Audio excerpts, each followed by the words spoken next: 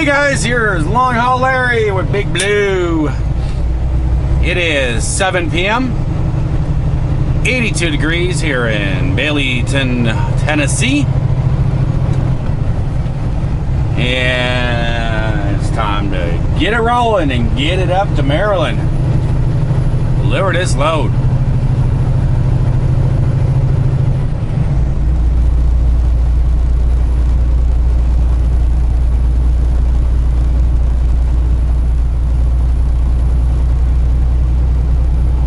Had myself a nice little nap.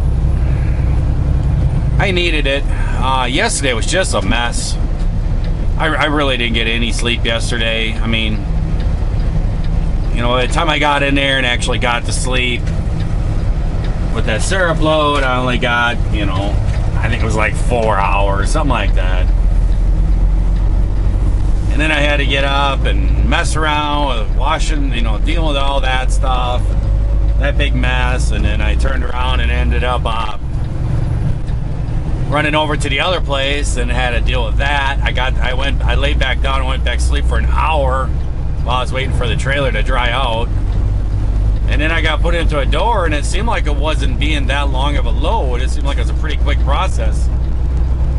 And I don't know what it was. I have no idea what it was so special about me, but it took forever. And I just had no time left on my clock. It was all messed up. So it's just best off for me to sit there. And I was able to get another like 3 hours of sleep, something like that.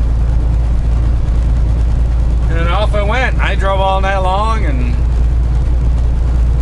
I was getting ready. I really needed to pull over before I got to Knoxville, but I kind of pushed through it a little bit because I wanted to get through Knoxville, get that knocked out. So then I wouldn't have to wake up and deal with the traffic. And I did it, and then I caught a little second wind and kind of kept going. And then I got up here, and I thought, you know what, it's good enough. So I pulled in here. So we're on our way to Jessup, Maryland. We have 442 miles to go.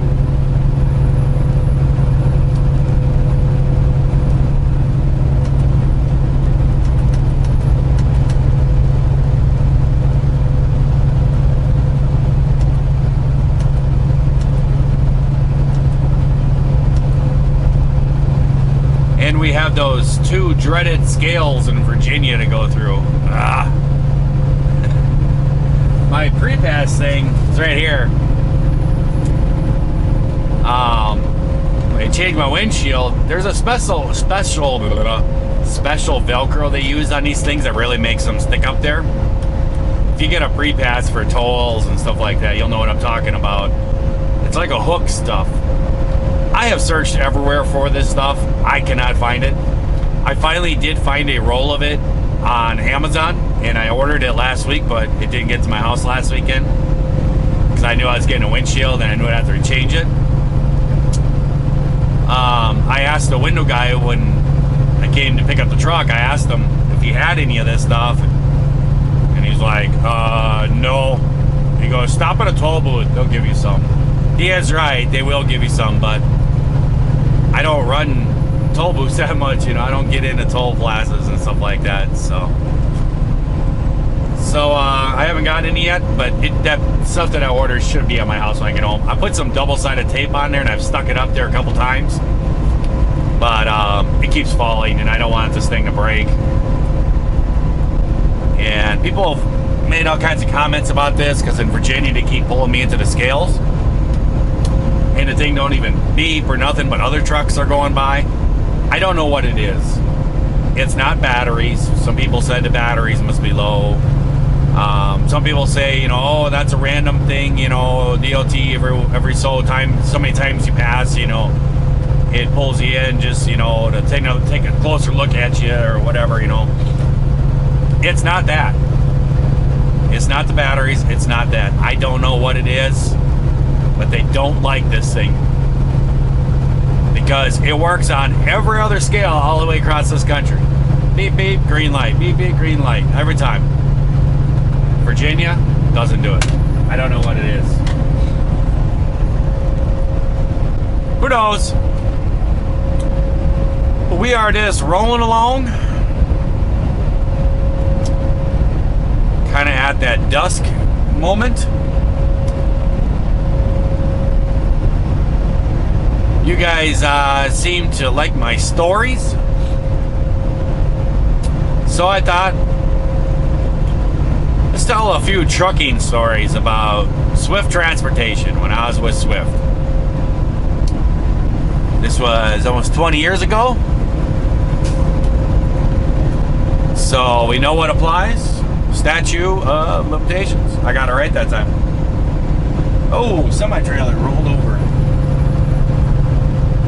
I was wondering what all them vehicles were there, but the whole semi was completely upside down.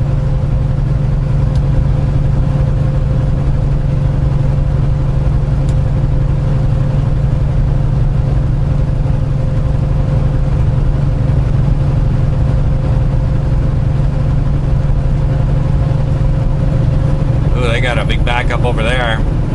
I'd get on the radio and actually, you know, let them know what's going on. There's probably people talking on there. I might be able to hear some people. Nah, I don't think so. I unplugged the mic.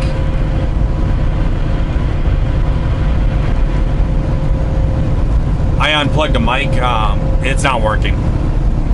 I can hear people, but I can't transmit out. Something's wrong with the CB.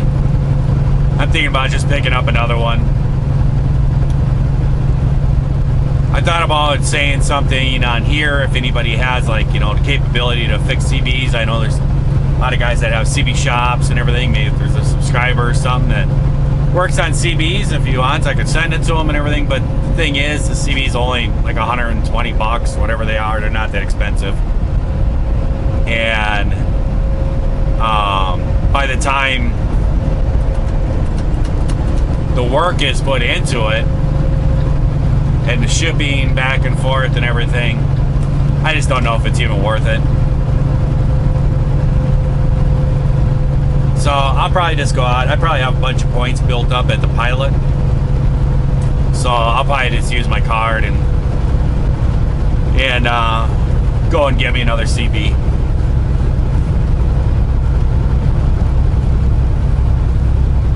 But like I said in the past, I don't use it a ton. It's just, it's nice to have it in case of things like that, you know, get a little forewarning of things and stuff.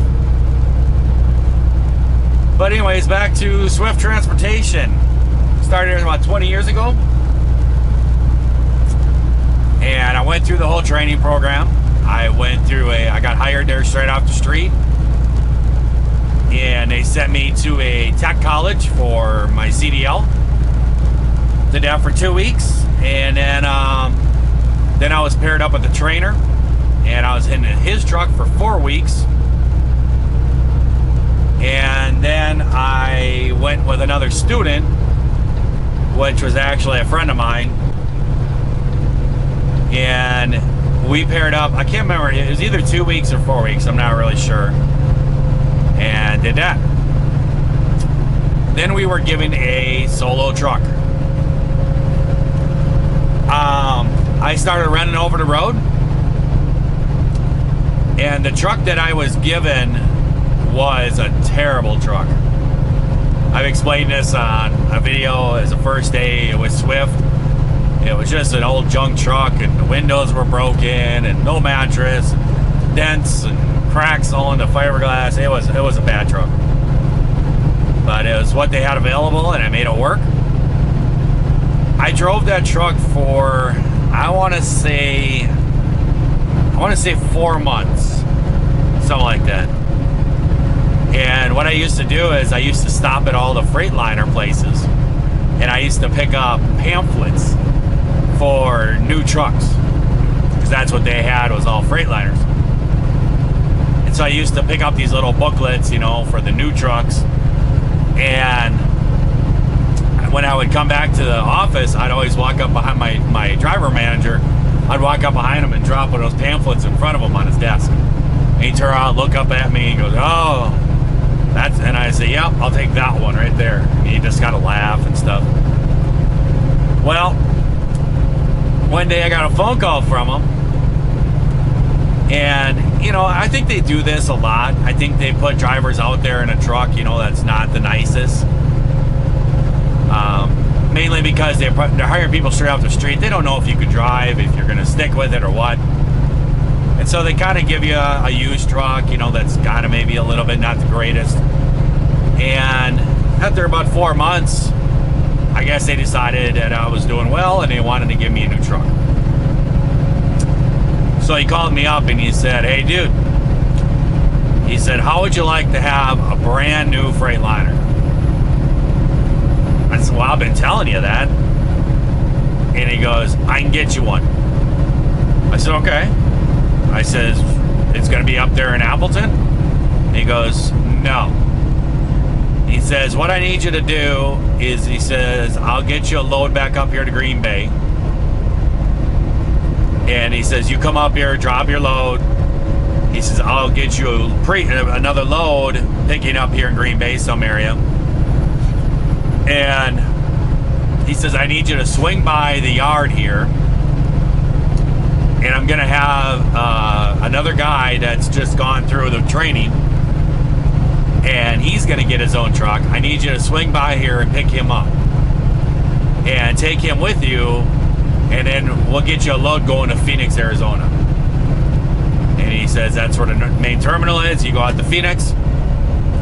And he says, I'll have a brand new truck there with your name on it. 0 miles. I said, cool. I can do that. He goes, okay. He goes, just so you know, he goes, the guy you're picking up, he goes, he's getting your truck. And he goes, but I don't want you to tell him this. He said, because he's been walking around in here last day. And we're trying to find him a truck, and this guy's just going on and on and on. That it better be a new truck, it better be a nice truck, and all this other stuff. And he goes, I don't feel like dealing with him. He goes, he's not my driver. Because he's not on my board, but somehow they've put this on me to find him a truck. And he goes, so don't let him know he's getting your truck. And I said, that's fine. So I had some loads or whatever, I delivered stuff. The next day they had me a load going up. I think it delivered in like Sheboygan or something like that. And I delivered that load, and then they had me a load I had a deadhead up to Green Bay, pick up a load, and then I was supposed to go down to the yard and pick this guy up and take off.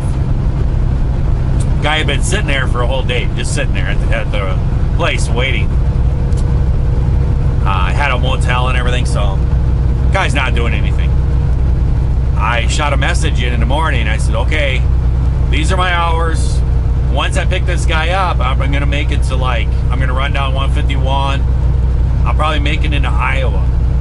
And I'm going to run out of hours. So tell this guy to be well rested because I'm going to need him to take over. And they were going to pay me all the miles. And I said, I'm going to need this guy to take over and drive a shift so I can get some sleep. They said, no problem, we'll let him know. I did all this stuff. I came in there, I called them up. I said, hey, half an hour out, have this guy waiting. My logbook is running. I don't have time. They said, yep, no problem, we'll have him outside. So I come rolling up. Here's this guy sitting out there, and he's standing there. And I pull up. And I kind of pulled up to him, and I can't remember what his name was, but let's call him Pete. I called up and I said, hey, Pete. And he looked up at me and he goes, yeah. I says, are you waiting for a ride to go to Arizona? And he goes, yep. I said, well, that's me. I said, that's Larry. I says, where's your bags? You know, well, we ready to go here? Oh, yeah, okay. I'll have to get the shuttle guy to take me back over to the hotel to grab my bags. I was like, what? I said, dude, I gotta go. I says, my logbook is running. I said, I called here. Didn't they tell you to be ready to go? He goes, yeah, I'm standing here ready. I said, you're not ready to go. I says, your bags ain't here. I said, and I went inside and I yelled about it a little bit, and they got somebody in the shuttle bus and ran him to the hotel, got his bags, came back out, guy showed up. So he got off on the wrong foot with me. And he jumped in the truck, And I said, all right, dude, I've been running all day. I says, I got enough hours to probably get down to Iowa. And I says, and I'm going to be running out of hours. I says, so you're going to be taking over down there. I says, so if you're at all tired or anything else, you know, you're going to be driving later tonight, you need to get in the back and go to sleep. And I said to him, I says, do you got like a sleeping bag or something, you know? And he's like, no. I said, do you have a pillow or anything? He's like, no. I said, what do you plan on sleeping in this new truck? I said, didn't you just come out of a trainer's truck? And he's like, yeah. And I said, well, don't you, you know, because the common thing is that if you're going to be in another person's truck, they're going to be driving on the road. You're going to be sleeping in the bottom bunk, which is probably going to be their bunk. So what you want to do is carry a sleep bag with you. So then what you can do is just lay the sleep bag on top of their bedding. And then you crawl in the sleep bag. That way you're not laying in your underoos, farting and stuff in somebody else's bedding. I mean, it's just common sense. You know, and you definitely don't use their pillows. Sit there drooling on somebody else's pillows. And this guy just, he had no clue. And I was like, whatever. He went in the back and he crawled back there and stuff. He sat there talking to me, just talking about stuff for a while. And I kept like looking at him. I said, dude, you're going to be okay to drive tonight? Oh, yeah, probably. I said, why don't you get in the back and take a nap? And I said, so you're ready to go? I says, you're not training anymore. You're a truck driver now. So get some sleep so you can drive a truck tonight. And he's like, oh, yeah, okay. So he went in the back and he laid back there and he closed the curtains and he was gone. I was nice and quiet, tried to drive real smooth for the guy so he can get some sleep. Got down into Iowa, I ran out of hours. I opened the curtains up a little bit and I yelled at the guy. I said, hey dude, we're going to be pulling over in a few minutes. I said, why don't you wake up, get your stuff going. I said, we're going to switch over. Oh, yeah, okay.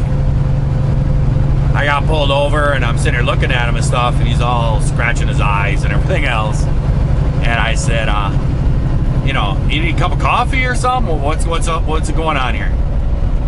He's like, oh, I didn't fall asleep at all. And he goes, I was reading. And I said, dude, why didn't you sleep? He goes, oh, it was a good book. I says, you know, we have to roll. We have to keep this truck rolling to get down there. And the load was put on us because we were going to be a team and it had to be there fast. And I said, we have to keep this thing rolling. I says, we're not going to be stopping and sleeping and stuff. Oh, okay.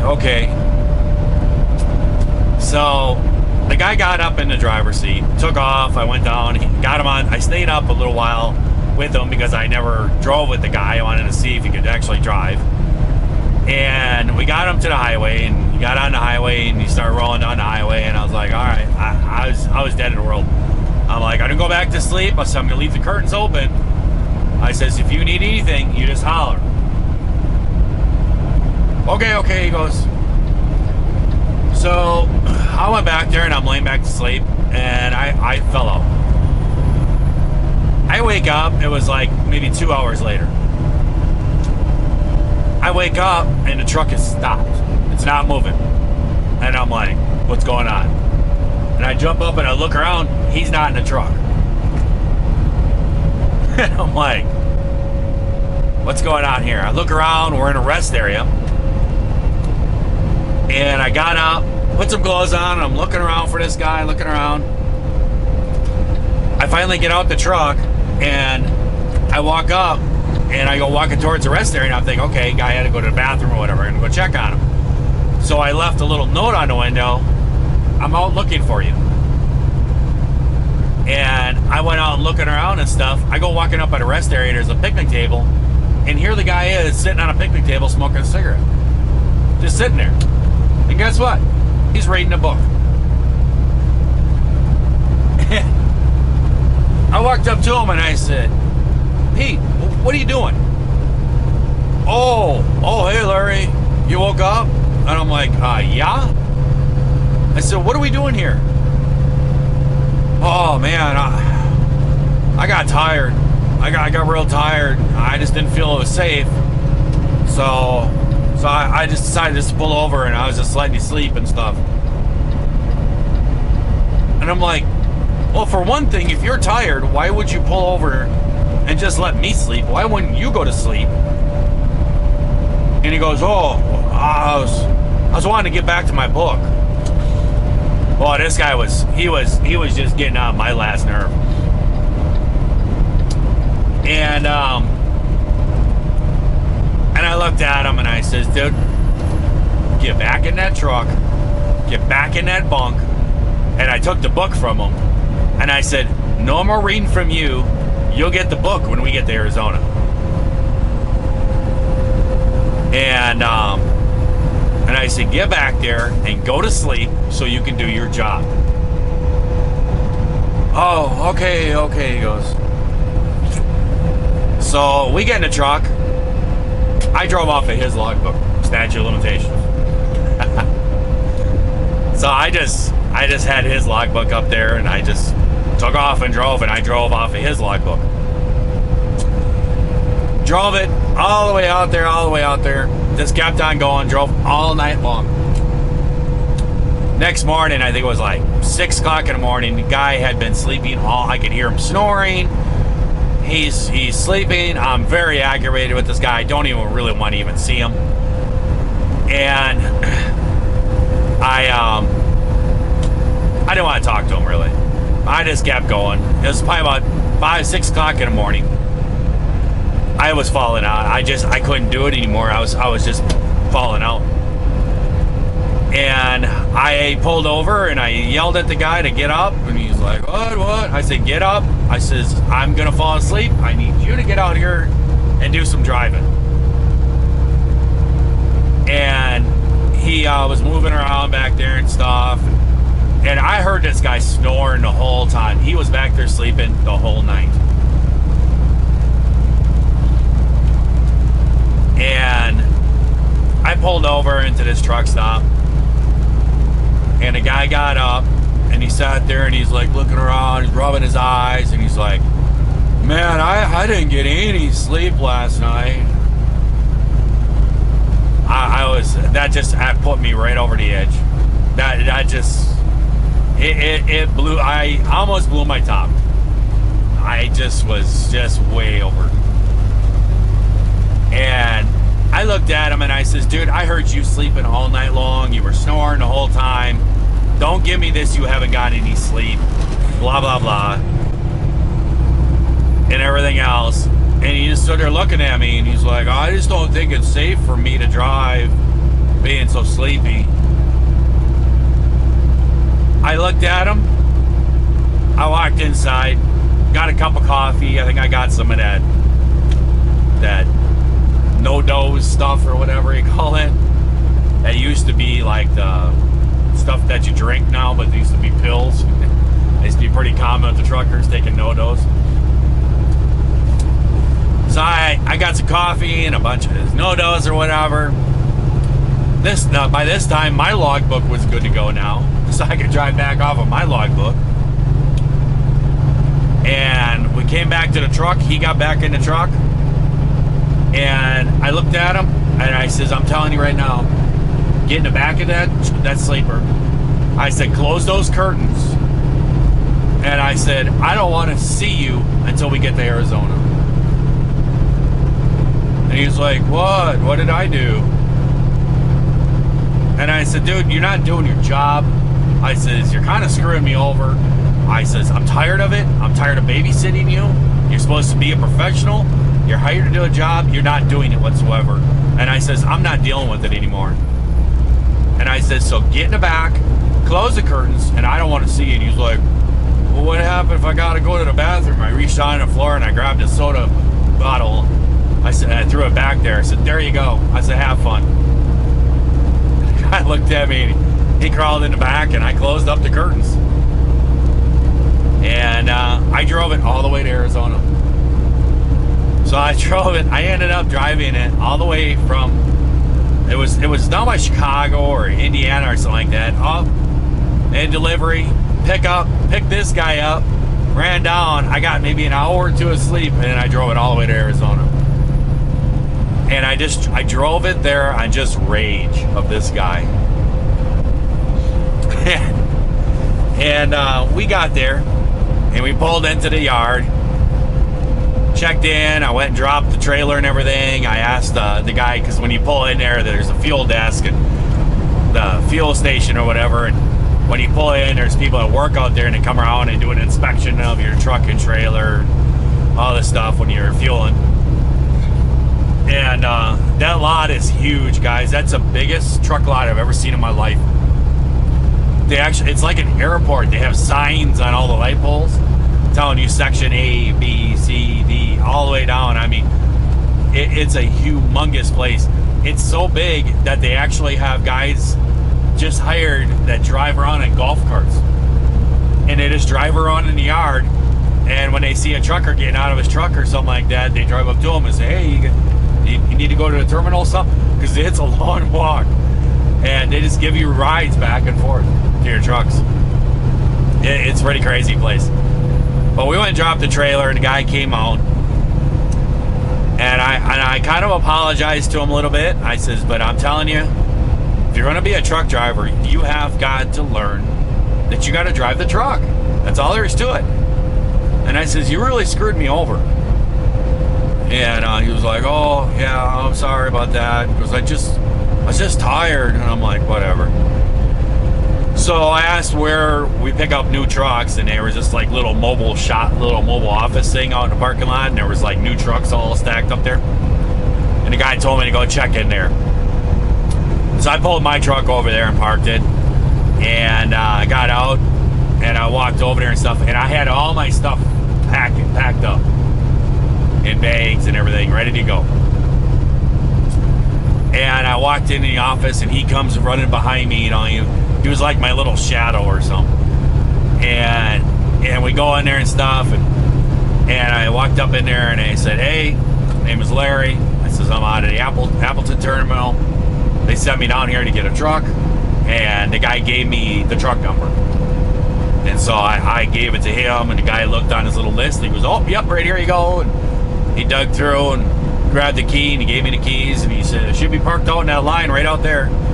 He says, you're getting a brand new truck, huh? And I says, yeah, I guess so. And I said, all right. I says, everything good? He goes, well, do an inspection of it, do a walk around. And he says, and then, and he gave me a sheet. He goes, and do all the check marks, and then sign it and bring me back the sheet. So, okay. So I walk out there, and I do a quick walk around. It's a brand new truck. Just got, had no miles on it. And I do a quick, inspection of it, sign the sheets. And as I'm walking away out of the office to go do this, I hear the guy that I brought down here go, yeah, my name is Pete, blah, blah, blah, or whatever he was. And he goes, yeah, I'm here for a truck too. And the guy goes, well, you got the truck number? And he goes, no, they didn't give me a truck number. Look at this truck driver here. What a dumb place to stop. He's got his tail sticking out into the lane there. Whatever. But he's talking to the guy, and I heard the guy say, I don't see your name on a list. And on the way down there, he had asked a couple times to use my cell phone. I let him use it once, and then I told him, I said, no, you're not using my cell phone. I said, get your own cell phone. And he turned around, and he's like, hey, Larry, he goes, can I use your phone? I need to call up there and find out what's going on. I turned around, and I said, I can tell you what's going on, buddy. I says, you're getting my truck. And I says, they told me that up there, that I would come down here and I was supposed to get a new truck, and you're getting my truck. He goes, well, your truck's like old and stuff. And I said, dude, you don't even know how to drive. What makes you think they're going to give you a brand new $100,000 truck? I says, you need to drive what they give you. If you do a good job, they'll give you a new one. He's like, oh, I got to call them. And I said, fine. So I gave him my phone. I went out and did my inspection and came back in. He was still on the phone, and he was like, but. And then finally, he gave me my phone back, and he's like, I guess that's what it is. I guess I'm getting your truck. He goes, well, I told him it's got to be washed because it's dirty. whatever, dude. I said, they got a wash bay here. And so I had transferred, I was throwing all my stuff in my truck. And the guy went out there and I said, there's your truck.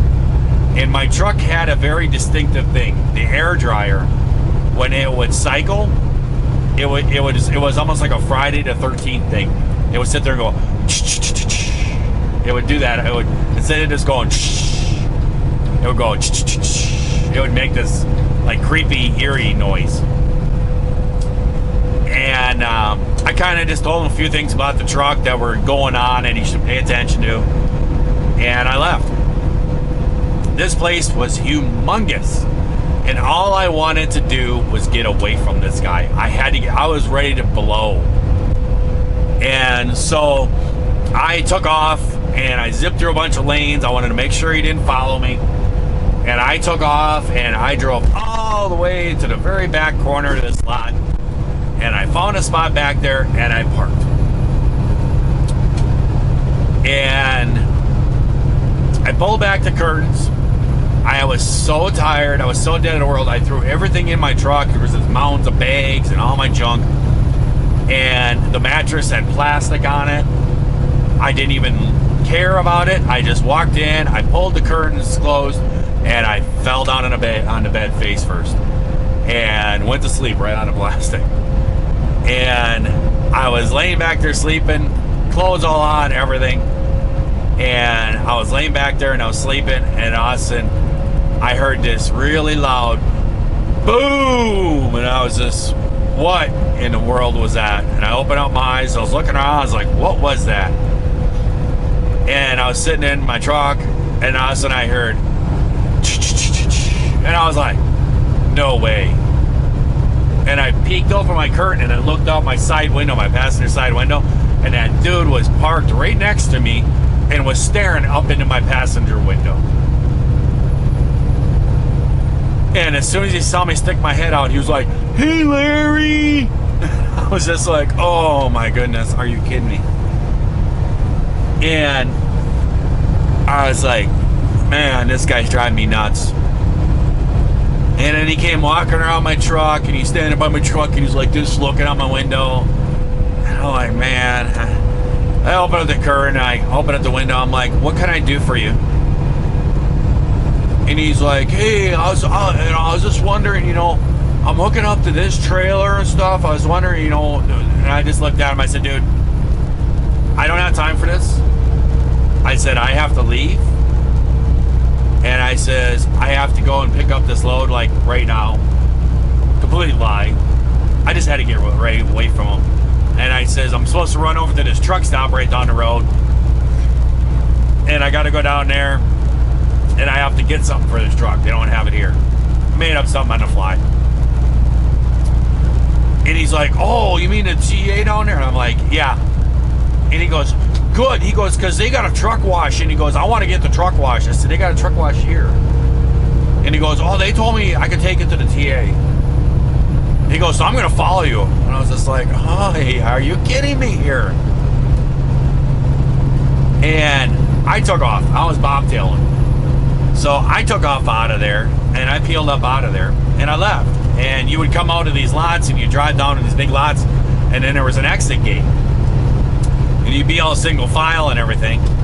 And I was in line. There was probably, 8 trucks or so in line. So I was sitting in line, waiting to get out, and as I look, and here comes that guy. Real fast, peeling up behind me, but no trailer. And he was hooking up to a trailer when I saw him. And I was like, what is up with this? And he comes pulling up, pops his brakes, jumps out of his truck, comes running up to me, and I'm like, what's going on? I open up my door, and I'm like, yeah. He goes, hey, I got a question for you. So what's that? He goes, I just flipped over my trailer. I said, what? He goes, yeah, it's laying back there in the parking lot. He goes, it fell over on its side. And he goes, you think if I just leave it, anybody will know?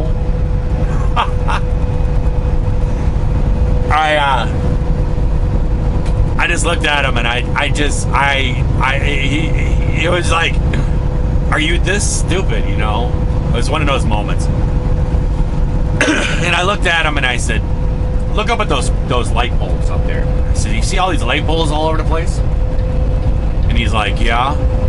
I said, those light bulbs got cameras on them. I says, they monitor this lot. So if you hit stuff and bang stuff, they know who did it.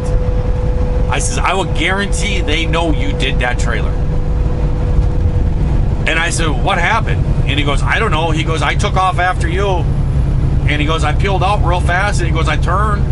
And when I turned, he goes, next thing I heard was a big boom. And I looked back and the trailer was going nose down. And then also it just rolled and went on its side.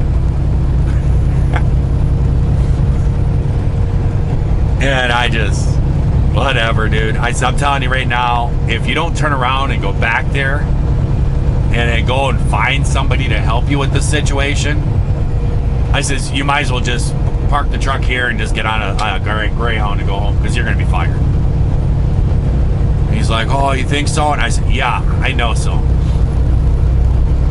So he turned around and went back. And I started thinking about it. What it was, that real big bang that woke me up was him slamming his truck into that trailer so hard. I think what he did is he backed into it so fast and so hard that the fifth wheel hit, but then it bounced back out before it closed onto the fifth wheel pin. So it didn't lock on there, and he didn't look or nothing. And when he took off, he peeled up out of there, and when he turned like that, it just came right off his truck. And the landing gear must have folded, and as he was turning, it was probably leaning a little bit, and the landing gear must have just folded up underneath it and leaned and just rolled on its side. I left. And I went to the truck stop, and I slept there. And the next day I came back to the terminal, and I sent the message in to my fleet manager when I got there, and I said, dude, leave me alone. I said, I drove this thing the whole way. This other guy's an idiot. And I says, I'm going to sleep. I will contact you when I get up. I said, don't put anything on me. And he was like, okay. And I woke up the next day and got all fixed up and all good to go. And I called him up and I said, hey, I'm ready to go. And he goes, well, that load that you took down there was going to California. He goes, it's still sitting there. And he goes, that other guy that you brought down there, he was actually supposed to take it there. And he goes, but he messed up or something. And I said, well, he tipped that load over. And he goes, no. He goes, it wasn't that load. He goes, he mistakenly hooked up to the wrong trailer. So he tipped over another load. And he goes, so they won't let him go out of there. So until that's all taken care of or whatever. And he goes, so we need somebody to grab that load and continue. And I was like, all right. So I ran back there and I talked to the shop people when I came through the gate. And they were inspecting the truck. And I said, did you guys have a trailer that flipped over yesterday? Because it sounded weird that the trailer flipped over. And he goes, yeah. And he goes, we had to get cranes out there and everything. And I said, is this a load of junk? He goes, no. He goes, we saved it. He goes, we had to break the seal. And he goes, once we got a tip back over. He said we went in and a couple of the pallets, the shrink wrapping, it broke apart, and some of the stuff was laying around. But he goes, we got it all cinched back up, and we loaded it into a different trailer. And I told the guy, so, well, I brought that guy down here in my truck. And I said, he just got out of training. And he goes, well, you shouldn't have brought him. We joked about it. I went and hooked up, and I left. I did a whole thing, a whole run. I was all running, and I used to be out for 3 weeks at a time. I'd come home every 3 weeks. And I was all out running and doing cross country and everything. I came home after that 3 weeks, and I was actually up at the terminal when I was leaving out. They had me up there and stuff. And I stopped in there, and I was talking to different people about things and stuff. And I asked my fleet manager, my terminal manager, I said, hey, or my driver manager, I said, hey, how's that guy doing? He started laughing. And I don't remember what the other driver manager's name was. It was some guy that worked right next to mine. And he said, I don't know, ask Dave there. And I turn around, I'm like, well, how's this guy doing? He goes, oh, you're talking to a guy that you took down to Arizona and gave your truck to? And I said, yeah. He's still not home. I said, well, you know, if he's out for 3 weeks, I said, he's probably on his way home or something. He goes, no, he's still not home. He goes, we actually decided to route him back here because he dumped the trailer. We were actually going to put him on some more classes and stuff, and maybe put him through a little bit more training. And he goes, so we gave him a load down there coming straight back here. And I said, and this was like 3 weeks later, and I said, he's still not back? He goes, no. He goes, he drives maybe an hour to 2 hours a day. And then he pulls over and he says he sends messages in that he's just too tired to continue. And I just started busting up laughing. And I said, dude, that's what I heard the whole way down. I said, the guy'd sleep all night long. I'd wake him up. I'm like, it's your turn to drive. And he's like, oh, I didn't sleep at all. I'm so tired. I don't think it's safe. And I said, so I ended up driving all the way from Wisconsin to Arizona. And he goes, yeah, I know. And we all laughed about it and stuff, and I left. I was out for another 3 weeks. I came back, and I was up in the office for something else, and it just popped in my head, and I turned around, and I said, hey, Dave. I says, how's that guy doing? Did he get back here and we'll get through his training? He goes, no, he's still not back. I'm like, what? He goes, yeah. He goes, we lost signal of the truck. We haven't heard from the driver in like a week and a half. And he goes, we actually have called the police. And he goes, it's in Iowa someplace. And he goes, we've actually called the police and they're looking for the truck. And he goes, we've had drivers in the area kind of looking around and everything else and seeing if they see the truck anyplace else. But he goes, we have no signal. Our computers don't have a signal on it. It's like, really? And the next time that I came through the terminal, I asked about him again. And they said, yeah, they found it. He parked it right next to this factory, right alongside the street. And they parked it there, and the police found it. And I guess the building was covering up the signal or whatever. And they said the guy just abandoned it. Keys were in it, wide open, nothing in it. And they've never heard back from the guy, they said. So the guy just must have got on a bus and just left it. I guess he finally figured out he was not meant to be a truck driver. So there you go. There's one of my stories from Swift. I guess you could call him that was my first student. And it didn't go well.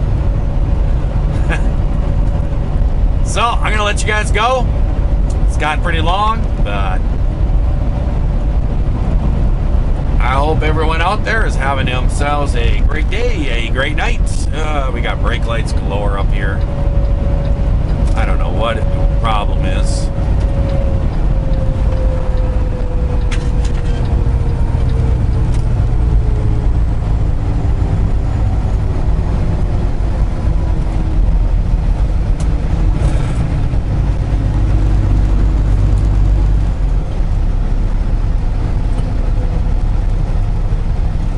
And we got a state trooper.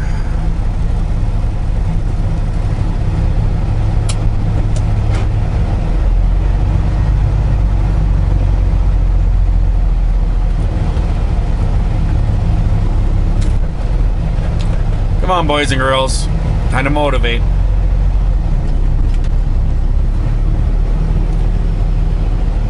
But I'll let you guys go. Hope everybody out there is having themselves a good day, a good night when you're watching this here video. If you're not, well, we certainly could change that and just try it again tomorrow. See you later. Bye.